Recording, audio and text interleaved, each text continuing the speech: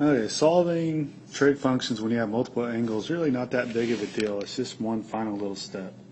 For right now, this 3t right here is just going to stay put. We're not going to worry about it.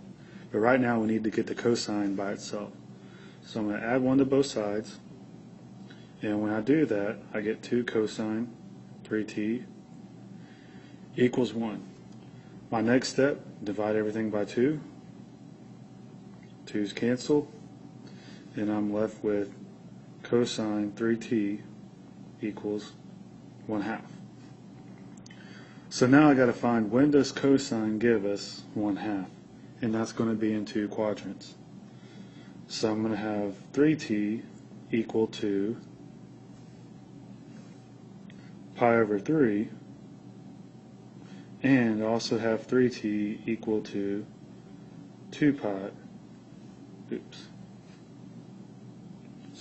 5 pi over 3, since cosine's positive in quadrants 1 and quadrants 4. Now, if I plug pi over 3 in for 3t, cosine of pi over 3 is 1/2. But the problem is we're not solving for 3t, we're solving for t. So the way I'm going to do that is I'm going to multiply both sides by 1/3. And what that does is, notice if that's over 1, the next 3's cancel out, and I'm left with t equals pi over 9. The same thing on the other side for the second angle.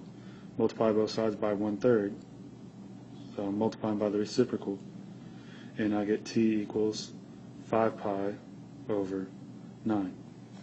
Now, something to keep in mind is your period for cosine is 2 pi, and the rule is your period is 2 pi over b. Well, in this case, b is 3, so my period is 2 pi over 3.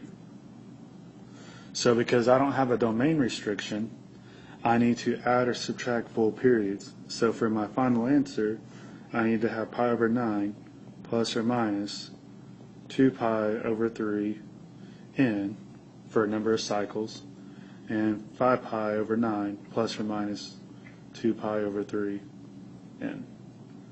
Those are my final answers. So if you have a multiple angle, all it really is just one final step.